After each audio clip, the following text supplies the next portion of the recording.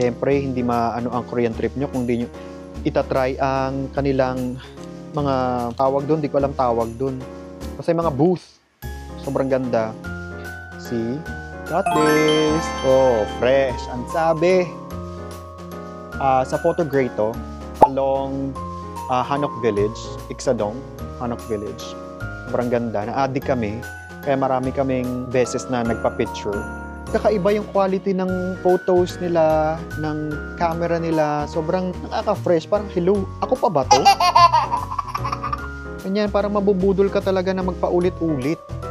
Oh. And take note ha, 5,000 Korean won per shot. Dalawang photos na naman yun. 5,000 Korean won. So kung may kasama ka, 2,500 kayo. Pero kung ikaw lang mag-isa, syempre mas mapapamahal. Oh, di ba? Ang sabi, fresh!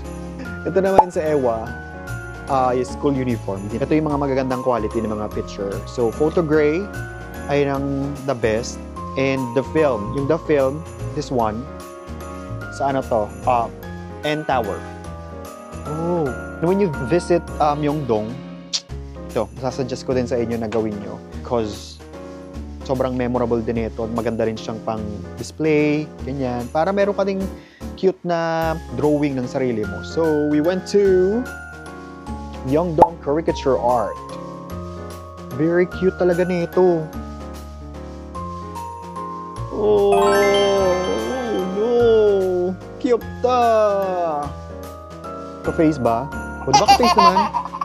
Sobrang galing. Ang hindi colored is 15,000 Korean won. Ang colored, ito, katulad nito, is 20,000 Korean won. So, sobrang sulit niya din, sobrang galing ng artist. Dito sa shop na to, dito sa Myeongdong Caricature Art, marami kang options na pwedeng pagpilian kung anong klaseng art yung gustong gawin sa'yo. Kung gusto mong gantong style, or gusto mo yung parang anime style, or gusto mo yung parang cartoon, ganun. Depende. So, itong artist namin na to, pumunta kami dun mga around 2 o'clock. Tapos, yung gusto naming style, ito, hindi available yung artist. Sabi sa amin nung babae dun, bumalik na lang daw kami ng 4 o'clock kasi ayun yung time na magiging available siya. So, we went back 4 o'clock and, sobrang sulit naman ng paghintay namin at pagbalik namin sa kanya. Meron dong iba pa na nagagawa ng drawing, pero yung isang store na nakita namin, isang style lang yung ginagawa nila. But that's a lot cheaper. That's, I think, around 9,000 won or 10,000 won. Pero isang style lang yun. Wala kang option na pumili kung anong style. Oh, ito pa pala. Muntikan ko nang makalimutan. We bought this around Insadong Street. Yung parang isang lugar siya na may 4 na floor sa Insadong. Popular siya doon. So may mga ganito siya na binibenta. Different shop. May mga coffee shop, art school, parang ganun for the kids. And may mga accessories. Meron din caricature doon. So we bought this for our inaanaks. This one is a cat and this one is a bunny. Now let's move on to, I guess, perfume. We bought perfumes in Korea. So, tag-isa kami ni Eugene. Sobrang babango ng mga perfume sila. Like what David Geeson mentioned. Kakaiba ng mga, basta sobrang refreshing lang nung mga amoy ng perfume sa Korea. Kahit yung mga malls nila actually, pagpasok mo kahit saang mall ka pumunta, sobrang bango. Sobrang amoy mayaman yung mga malls nila.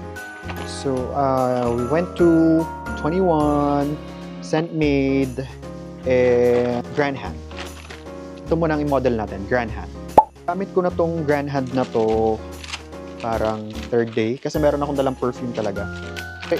Kasi may nabasa ako one time na sabi kung magta-travel ka, mag-designate ka or mag-delegate ka ng isang perfume dun sa travel mo na yun para every time na maaamoy mo siya, maaalala mo yung experiences and yung memories nung time na nag-travel ka. So true enough, it happened nung nasa Singapore kami. Every time na naamoy ko yung Lush perfume, parang bumabalik ako doon sa time na yung feeling na naramdaman ko nung nag-travel kami sa Singapore. So, ayun din yung ginawa ko nung nasa Korea kami.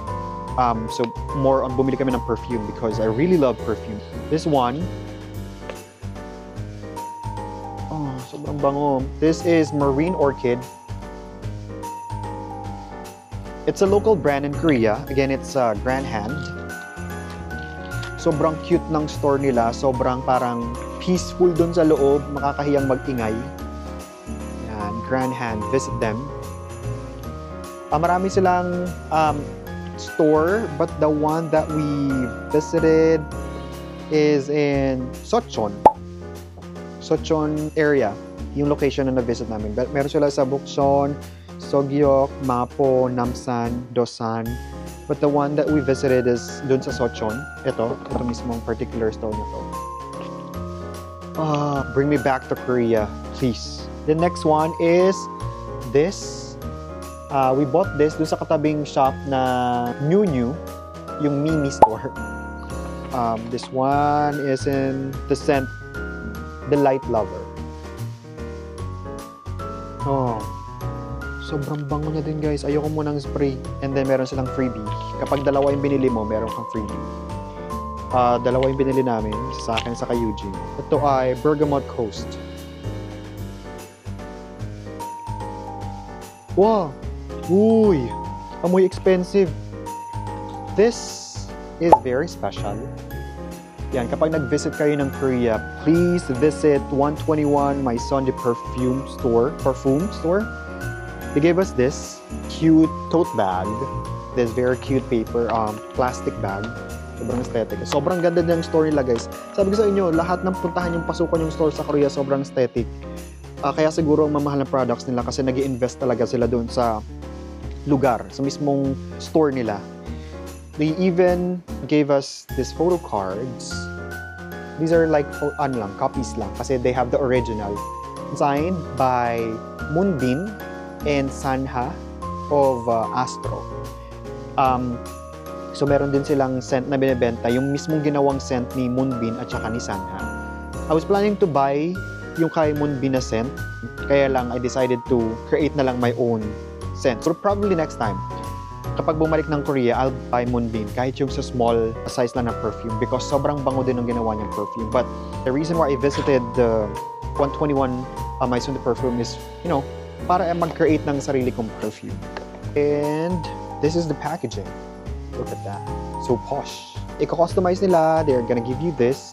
They're gonna ask you what color do you want for this leather panlagay dito. Papa-customize nila kung anong pangalan ilalagay nila here.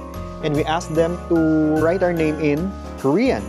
So this one is Vino. Actually, it's Vino when you translate it. It's Vino. Kasi parang wala atang letter V sa Korean. And let's try it. It's in 100 ml. Oh, I love this scent. It's powdery. Bango. So those are the perfumes that I bought in Korea. And now let's move on to the clothing. Ito yung isa sa mga pinakamalaking expenses or pinakamalaki yung nagastos ko sa Korea. Kasi, di ba? Kaya nga nagpunta ng Korea, number one, because of the snow, to experience snow, winter, the food, aside from the food and the beauty products. Next doon is yung clothing, mga clothes nila. But again, kung bibili kayo ng mga clothes sa Korea, make sure na pupunta kayo doon sa season na pwede nyo magamit sa Philippines, which is yung summer. Pumunta kami doon winter, kaya karamihan sa mga nabili namin is mga panlamig. Anyway, I bought this one, Project M. Grabe, sa mga train station, nakita namin sobrang gaganda talaga ng mga forma nila, guys. Tapos may nakita ako na sabi ko, bibili ako ng ganyan. Once na may makita akong store, bibili ako ng ganyan. Yung parang overcoat na long. Kasi karamihan sa mga Koreano nakaganon nung time na yun. So I bought this!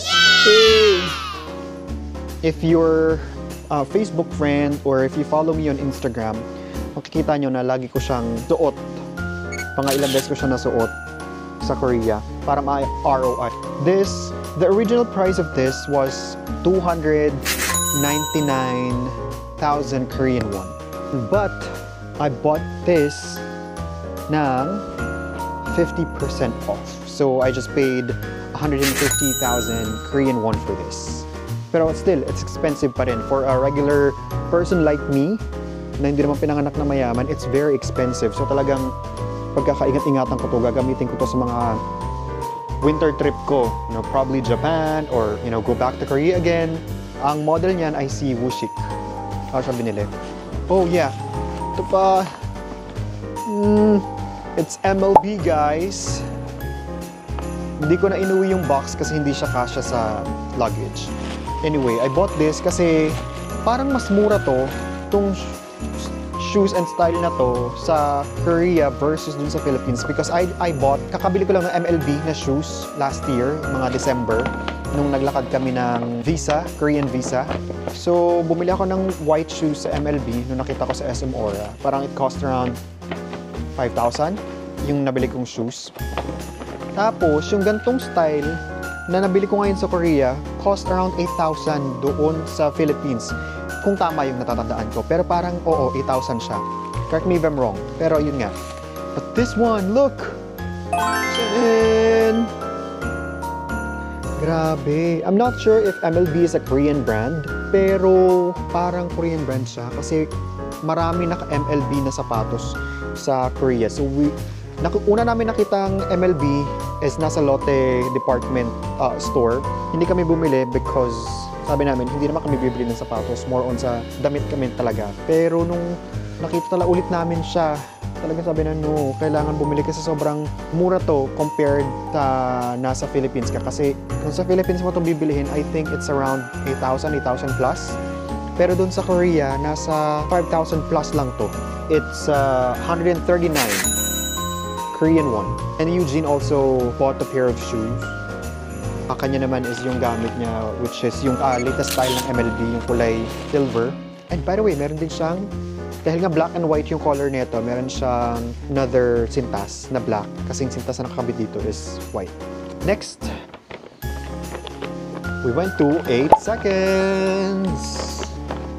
I think, ano din to, one of the popular Korean brand doon. The shop is just around Myeongdong kasi last minute shopping to. Nag-shop kami, kung uuwi kami ng 28, siguro nag-shop kami, binili namin to 26. Kasi 27, the whole day, nandun kami sa tattoo artist namin from 12 up until 6 o'clock in the evening. So, nakapagala kami ng pagka-uwi namin ng Myeongdong until 12 midnight. Pero hindi na kami nakapag-shop. So, pagkakatanda ko, hindi na. Ito naman, ay hindi. Ito ata yung nabili namin yung last day, January 27 din. Sorry, oo, tama. So anyway, it's a bit bigger kasi ito na lang yung size na meron. Pero binili ko siya. Naisip ko naman na pwedeng ipa-repair. Kaya ako din siya binili kasi gusto ko yung bagsak ng pants na to. Ito oh. And okay siya sa legs ko para nakaka-wide siya. And then, sobrang ganda ng mga damit sa Korea talaga. Oh, this one. Mo size 78. Ito yung sukat na sukat sa bewang ko. So medyo konting-konting malaki pa siya pero talagang pinakamaliit. Sobrang ganda. So it's from 8 seconds. Most of the shop na makikita nyo sa Korea is karamihan doon puro pambabae. As in, lalo na sa Dongdaemun area, meron doon kaming nakita na malls na as in, malaking mall na puro pambabae lang. Din lahat ng shop na pumasok ko sa mall na yun, lahat ng puro pambabae. Nung tanong kami kung nagsisell sila ng mga panlalaking items, tinuro kami sa kabilang mall, which is yung Migliori Mall. Ito ang nabili ko naman sa Migliori Mall. Migliori Mall naman, sobrang gaganda din ng mga damit doon. Pero ako, I'm happy with my purchase. I'm satisfied. Kasi I've been looking for like a sweatshirt na gantong quality, gantong style. Hirap naman bumili sa mga online kasi ang ganda sa picture pero ang pangit pagdating sa'yo. Di ba maraming ganun? This one, yung nabili ko sa Migliore are good stuff. I mean, I like it, I love it. Basta sobrang satisfied ako. But it's a little bit expensive. What we don't like lang about Migliore is that unlike other malls, wala silang tag price. So, hindi namin alam kung tinaasan lang ba yung presyo since foreigner kami. Parang bigla nilang binababa na, for example, yung isang piece ng sweatshirt, it's around 79,000 Korean won. Tapos parang ibababa nila ng 65. Parang, kasi wala silang tag price. So, hindi namin alam kung nakasave pa kami, mabait ba sila kasi binigyan kami ng discount, ano ba. But anyway, regardless of that, I really like my purchase. These two cost 115,000 Korean won. So ito, nasuot ko na siya. Sobrang ganda ng quality, guys. Sobrang ganda talaga, promise. Lalo na kung makikita niyo ito sa personal.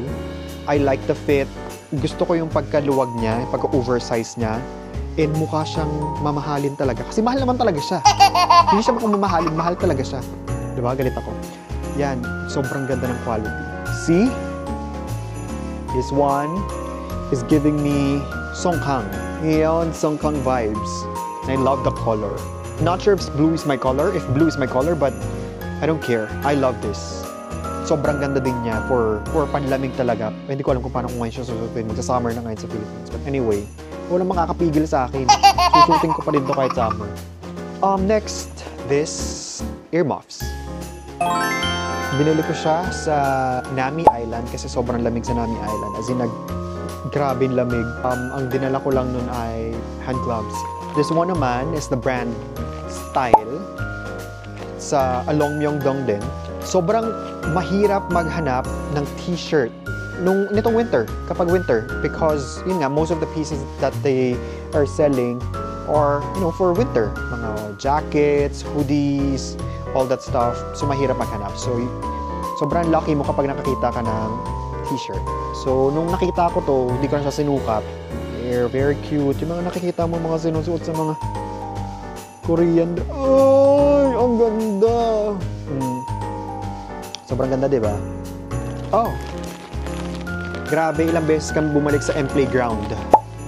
Dito ako pinakamaraming nagastos sa M-Playground. Ito, I bought a pants.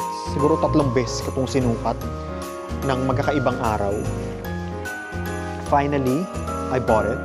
Kasi nung unang sukat ko sa kanya, feeling ko sobrang taba ako. Parang ang laki niya sa bewang, hindi siya nakakapayat. Kumbaga, dapat diba yung mga Korean, parang mga sexy lang yung mga waist ng mga lalaking Koreano. Ito, parang sinot ko, parang iba yung fit sa akin. Pero nung the last time, na last minute shopping ako, sabi ko, sige, bilhin ko na lang. Ako na lang mag-adjust. Papayat na lang ako ng tiyan. Yan, I bought this for 55,900 won. Sobrang ganda. I think I'm gonna wear this sa concert ng Enhypen next week. Kapag naka-over 30,000 kayo, meron kayong free na heat pack. Grabe, sobrang laking help ng heat pack kapag sobrang lamig talaga, promise. Ilang beses kami bumili ng heat pack sa mga 7-Eleven, sa mga convenience store. And this, I also bought this in Mimi. Ayun yung katabing store na sinasabi ko ng New New. May mga accessories din sila. And then I bought this scarf. This is a scarf. Hindi ko na ibubuklat kasi naghihimoy-moy siya ng black. Pero siguro twice ko lang hata siya nagamit. Oh, this one. I bought this cardigan sa street. May matandang nagbebenta ng sweater and cardigans. Binili ko siya for, I think this is for 15,000 Korean won. Finit ko naman siya. Okay naman siya. Pero parang naisip ko ngayon, bakit? Ba't ko siya binili? This one, I bought in, it's not mine. Pasalubong ko to sa pinsan ko. It's a t-shirt. Bukolatin ko na. Kaya kung bukolatin, hirap ang tupi eh. Yan, it's a t-shirt. Pasalubong ko to kay Kim Chia. Sa Dongdaemun? Basta something na market, public market siya na malapit sa Myeongdong. So doon ko siya nabili along with this. So sobrang hirap nga kasi makahanap ng mga shirt, kaya kung ano ng mga t-shirt na pinagbibili. Ayan o. Roka, Korean. So sana maging feeling sexy ako dito pag sinuot ko ng ganito. So pwede ko siyang pan-gym. Grabe, sobrang kilig ko nung nabili ko to kasi matagal na to naka-add to cart sa akin. Grabe. Nung nakita ko to, sabi ko, uy, legit ang quality. Suot to ni Mingyu at suot din siya ni Sono ng Enhypen. Mingyu ng 17 at Sono. EBFD. Sobrang ganda ng quality, guys. Oh.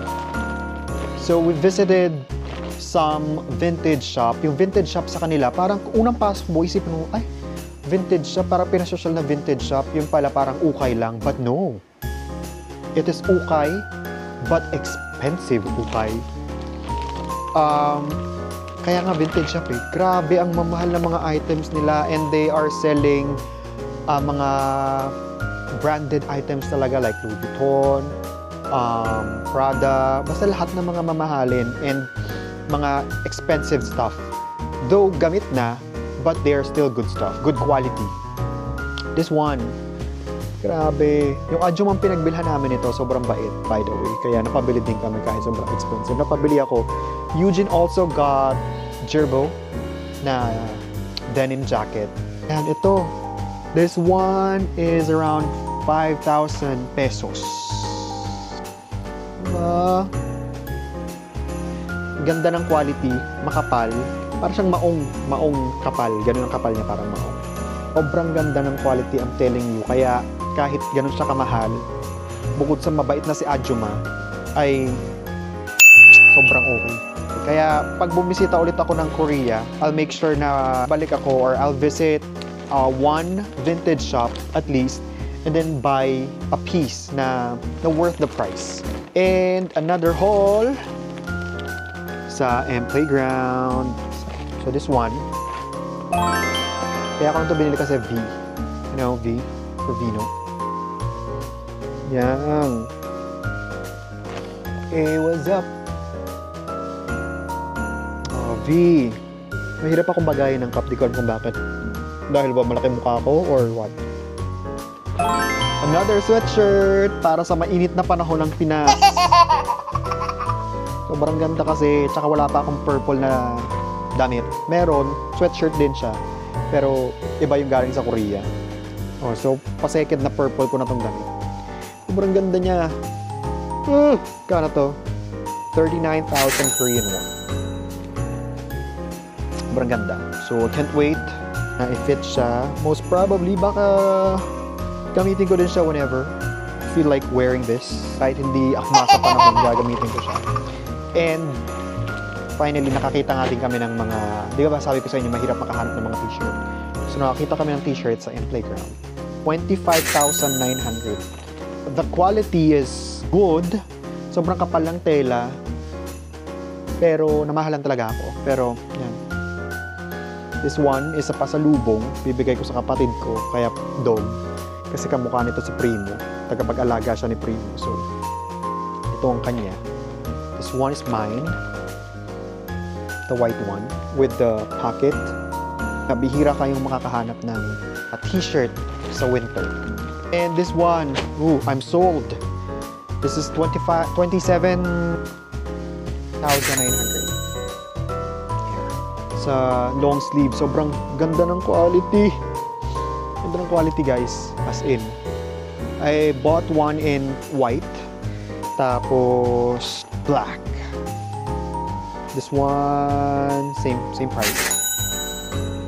Anyway, if you're planning to visit Korea, sobrang ganda ng lugar nila. So, kung ano nakikita nyo sa K-drama, ganun din yung exactly na itsura na makikita nyo in real life. Yung streets, yung pedestrian lane, yung tent na mga, alam mo yung pinag-iinuman nila, mga food, restaurants, coffee shop, kung ano nakikita nyo sa K-drama, ganon mismo in real life yung makikita nyo. So, busog na busog yung mga mata nyo. Parang, hindi ko alam kung anong coffee shop ang pupuntahan ko, anong food ang kakainin ko because everything looks so nice. Sobrang pleasing talaga niya sa mata. I can't wait to go back to Korea. For sure, I'm gonna be back in Korea. I wanted to experience summer, fall, and spring.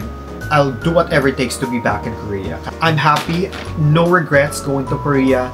Hindi ako zero regrets na nag-spend ako that much sa Korea because sobrang gandang memory talaga niya. As in forever. That's why nagpatattoo ako sa Korea para yung first ever na visit ko sa Korea, first ever snow, winter, lahat maalala ko. Sobrang worth it talaga yung magagastos sa Korea. This trip to Korea is very memorable. Sobrang memorable niya. Kaya, as early as now pa lang, gusto ko na talagang bumalik ng Korea. So, next time na visit namin, probably we're gonna go back there summer. I'm not sure if this year, pero mukhang hindi muna this year kasi kailangan muna namin bumawi sa mga nagastos namin. But yeah, hopefully we'll be back there soon. That's it, guys. I hope that you like yung pag-share ko sa inyo ng mga nabili ko sa Korea, and wait for the vlog soon because it's a lot. Sobrang daming videos yung kailangan kong i-edit. If you're planning to have a trip soon to Korea, go for it. It's really worth it. So, that's it. Annyeong! Bye! Annyeonghaseyo! Peace out.